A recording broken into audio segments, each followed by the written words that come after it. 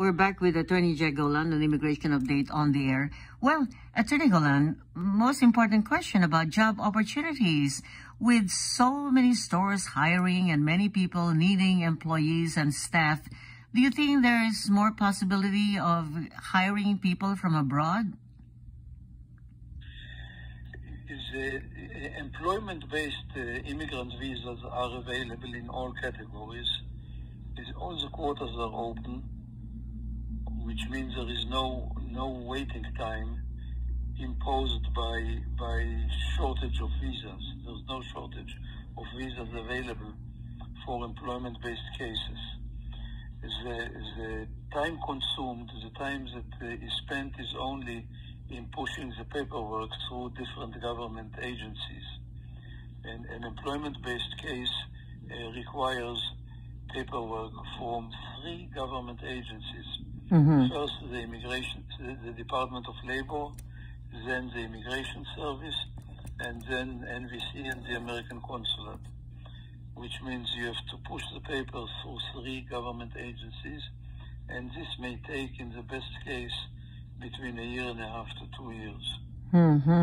Mainly because the Department of Labor is still very slow.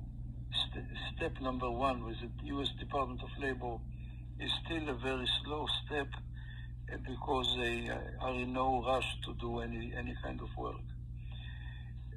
But the system of getting a green card based on employment is open and available in almost any kind of occupation.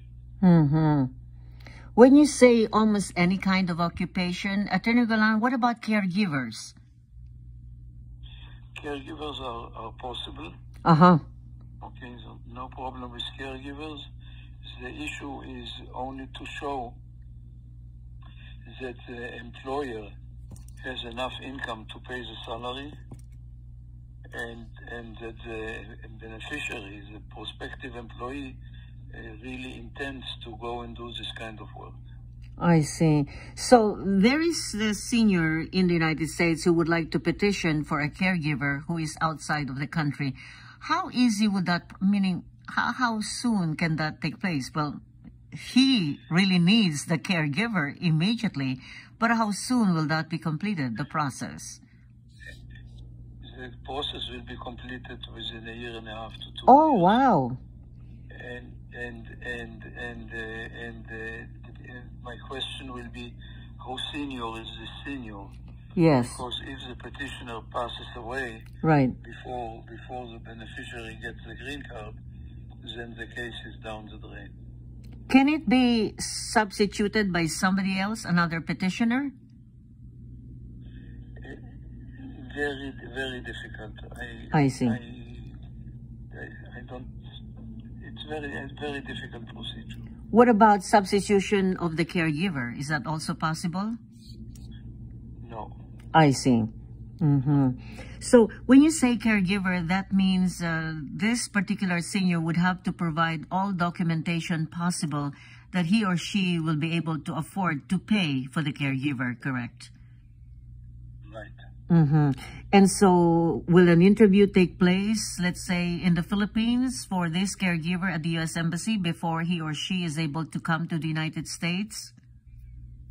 There's an interview for every immigrant in any category, family category or employment category. There's always an interview, a personal interview at the American Consulate.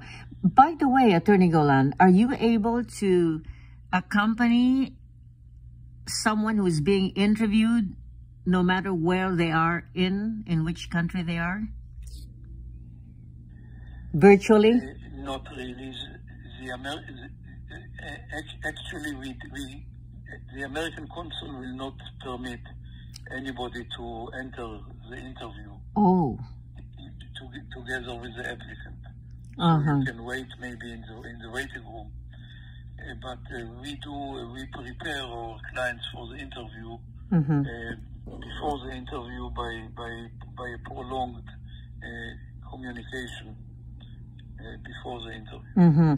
In other words, if the applicant says that he or she is, let's say, a computer expert, an engineer, he or she will be interviewed on all these things, correct? Like how expert he or she really is, to prove that that is true, correct? We need we need to prove even before they come to the interview. When we do step 2 with the immigration service, when we do step 2, the visa petition with the immigration service, we need to prove the expertise of the beneficiary. However, the consul is empowered, the consul is authorized to go into this question all over again. I see. And you say you cannot accompany the applicant during the interview process, but after the interview, are you able, as an immigration expert, follow up with the U.S. Embassy with regards to the case? Or if there are any issues of concern? We are able to follow up. Usually this follow-up is not necessary because the consul will provide the applicant with a written decision or explanation about the status of the case. If it is necessary, we are able to follow up with the consul. Is there any particular experience, Attorney Golan, where you had to intervene or call the U.S. Embassy or send additional documentation to accelerate the approval of a particular petition or application? It happens from time to time. Yes, and so that's a complicated process. That's right.